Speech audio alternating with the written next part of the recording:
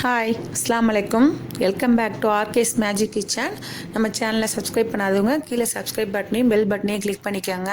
நம்ம இன்றைக்கி திருச்சி ஸ்டைலில் தட்டுக்கறிங்கிற ஒரு மட்டன் சுக்கா மட்டன் வச்சு எப்படி செய்கிறதுன்னு பார்க்கலாம். பாருங்கள், அதுக்கு தேவையானது பார்க்கலாம். நான் 1/4 கிலோ மட்டன் எடுத்திருக்கேன். இந்த மாதிரி எலும்பு இல்லாமல் எடுத்துக்கோங்க. அப்போ தான் உங்களுக்கு குட்டி குட்டி பீஸாக போட்டு கட் பண்ணி எலும்பு இல்லாமல் எடுத்துக்கோங்க. நம்ம தட்டி போடுறதுக்கு அப்போ தான் நல்லாயிருக்கும். இஞ்சி பூண்டு பார்த்திங்கன்னா நான் 1 டீஸ்பூன் அளவு எடுத்திருக்கேன். சின்ன வெங்காயம் 9 சின்ன வெங்காயம் எடுத்துருக்கிறேன்.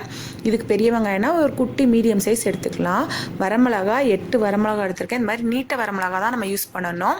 மல்லி பார்த்திங்கன்னா இந்த டீஸ்பூனில் நான் 1 டீஸ்பூன் அளவு மெஷர்மெண்ட் பண்ணியிருக்கிறேன். பாருங்கள், இந்த டீஸ்பூன் அளவில். மிளகும் அதே மாதிரி இந்த டீஸ்பூன்லேயே 1 டீஸ்பூன் அளவு எடுத்துருக்கிறேன். இப்போது ஜீரகம் பார்த்திங்கன்னா அந்த டீஸ்பூனில் நான் ஒரு 1/2 டீஸ்பூன் அளவு, இதில் 1/2 டீஸ்பூன் அளவு ஜீரகம் எடுத்திருக்கேன். சோம்பும் அதே மாதிரி 1/2 டீஸ்பூன் அளவு எடுத்துக்கோங்க.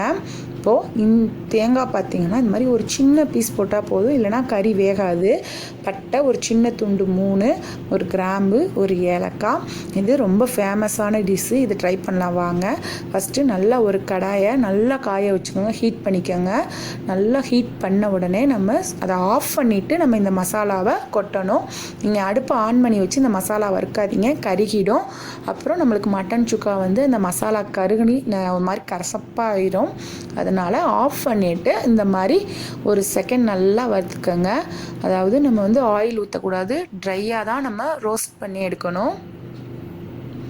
இந்த மாதிரி ஒரு செகண்ட் ஆஃப் பண்ணிவிட்டு வருங்க. அடுப்பை ஆஃப் பண்ண உடனே, ஏன்னா அந்த ஹீட்லேயே நம்ம கடாயோட ஹீட்லேயே வறுபட்டால் போதும். இது ஒரு ஃப்ளேவருக்காக தான் நம்ம வறுக்கிறோம். அதனால் ரொம்ப வறுத்திங்கன்னா மிளகு ஜீரகம்லாம் நம்மளுக்கு கசந்துடும். அதனால் போதும். இப்போ ஒரு பிளேட்டில் மாற்றிக்கங்க, ஆற வச்சுக்கலாம். பாருங்கள், ஆறட்டும். பேஸ்ட் பண்ணுறது எப்படின்னு பார்க்கலாம். இப்போ அதுக்குள்ளாட்டியும் நம்ம அந்த எடுத்து வச்சுருக்க தேங்காயும் அதே ஹீட்லேயே போட்டு இது மாதிரி குட்டி குட்டி பீஸாக போட்டு அந்த ஹீட்லேயே லேசாக வதக்கிக்கோங்க, ஆயில் ஊற்றாமல். அதையும் கொட்டிக்கோங்க. இப்போ மிக்ஸி ஜாரில் நம்ம ஆறிடிச்சு எடுத்து வச்சுருக்க எல்லா மசாலாவையும் போட்டுக்கலாம். இஞ்சி பூண்டும் போட்டுக்கோங்க. இஞ்சி பூண்டு போட்டுக்கிட்டு நம்ம சின்ன வெங்காயமும் போட்டுக்கோங்க. சின்ன வெங்காயம் போட்டு மசாலாவுக்கு தேவையான அளவு உப்பு போட்டுக்கோங்க. இப்போ இதை நல்லா நைஸாக பேஸ்ட் பண்ணிக்கோங்க. குறைன்னு அடைக்காதீங்க. பாருங்கள், ஏன்னா மல்லி போட்டிருக்கனால நம்மளுக்கு குறைன்னு இருக்கும். அதனால் இந்த அளவுக்கு கெட்டியாகவும் இருக்கணும். தண்ணி விட்டும் அரைச்சிடாதீங்க. அம்மி இருந்தால் அம்மியிலையும் நீங்கள் மசாலா அரைச்சிக்கலாம். பாருங்கள், நான் எந்த அளவுக்கு கெட்டியாக அரைச்சிருக்கேன்னு பாருங்கள். இந்த மாதிரி கெட்டியாக அரைக்கணும் இந்த கறி. ஏன்னா அப்போ தான் உள்ளே நம்மளுக்கு தண்ணி இல்லாமல் அது ஃபுல்லாக மசாலா ஃபுல்லாக உள்ளே இறங்கி நம்ம வறுக்கிறதுக்கு டேஸ்ட்டாக இருக்கும். பாருங்கள், இந்த அளவு கெட்டியாக நீங்கள் அரைச்சிக்கோங்க. அரைச்சிட்டு நம்ம எல்லார் வீட்லேயும் இப்போ நம்ம வந்து இந்த மாதிரி நம்ம பூண்டு இதெல்லாம் தட்டி போகிறதுக்கு உலக்கு மேக்ஸிமம் வச்சுருப்போம். அது இல்லாதவங்க நீங்கள் அம்மியிலையும் அந்த கறியை வச்சு நல்லா நசுக்கி போட்டுக்கலாம்.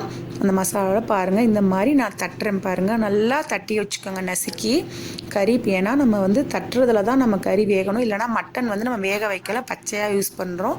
இந்த அளவுக்கு நச்சுக்கோங்க. அதை நச்சு இந்த மசாலாவில் எல்லா கறியும் போட்டுக்கோங்க. நான் இன்னொன்றும் உங்களுக்காக நச்சு காமிக்கிறேன் பாருங்கள். இந்த அளவுக்கு நசுக்கி வச்சுக்கோங்க. நசுக்கி அந்த மசாலாவில் போடுங்க. இப்போ நல்லா மசாலாவில் கறி உள்ளே நல்லா டிப் ஆகிற மாதிரி போட்டு நல்லா இது பண்ணிக்கோங்க, பரட்டி வச்சுக்கோங்க. இப்போ இந்த ஸ்டேஜில் நீங்கள் டேஸ்ட் பண்ணி பார்த்துக்கோங்க. டேஸ்ட் பண்ணிவிட்டு உப்பு இல்லைன்னா நீங்கள் இந்த ஸ்டேஜில் உப்பு போட்டும் பெசரி வச்சுக்கலாம். நல்லா அமுக்கி பிசைங்க. அப்போ தான் அந்த கறியில் வந்து அந்த ஃப்ளேவர்லாம் நல்லா இறங்கும். அழுத்தி பிசைஞ்சு இது ஒரு 1.5 மணி நேரம் ஊற வைக்கணும். இந்த கறியை நல்லா ஊற வச்சாதான் அந்த உள்ள மசாலாலாம் உள்ளே இறங்கியிருக்கும். இப்போ ஊற வச்சுட்டு நான் காமிக்கிறேன் பாருங்கள். இப்போ 1.5 மணி நேரம் ஊறிடுச்சு. நல்லா கறி உள்ளே ஊறி நல்லா மசாலாலாம் உள்ளே இறங்கியிருக்கும். இப்போ நான் ஒரு இரும்பு தோசைக்கல் வச்சுக்கிறேன். நீங்கள் இரும்பு இல்லைனா நான்ஸ்டிக் எது வேணாலும் நீங்கள் வச்சுக்கலாம். இப்போ நான் ஷாலோ ஃப்ரை தான் பண்ண போகிறேன். நல்லா ஆயில் விட்டுக்கோங்க கொஞ்சம். அதாவது ஒரு 4 டீஸ்பூன் 5 டீஸ்பூன் அளவு ஆயில் விட்டுக்கோங்க. விட்டு கறியை இந்த மாதிரி வேக வச்சுக்கோங்க. அதாவது கறியை வந்து நீங்கள் பக்கத்தில் நம்ம சின்ன ஸ்டவ் இருக்கும் பார்த்திங்களா, அந்த ஸ்டவ்வில் தான், சின்ன பர்னர் ஸ்டவ்வில் வச்சு சிம்மில் வச்சே வேக வைங்க. பெருசாக வச்சு வேக வச்சிட்டேன் கறி உள்ளே வேகாது, மசாலா வெளியே கருகிடும். அதனால் இந்த மாதிரி மூடி போட்டு 2 சைடும் திருப்பி இந்த மாதிரி வேக வச்சுக்கோங்க. அதாவது எப்படியும் ஒரு 10 நிமிஷம் 15 நிமிஷம் ஆச்சு அந்த கறி சிம்லேயே வேகணும். அப்போ தான் டேஸ்ட்டாக இருக்கும்.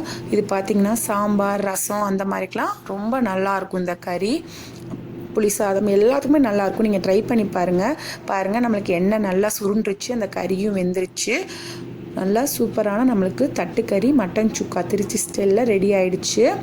நீங்கள் ட்ரை பண்ணி பாருங்கள், ரொம்ப டேஸ்ட்டாக இருக்கும். நம்ம சேனலை லைக் பண்ணுங்கள். தேங்க்யூ.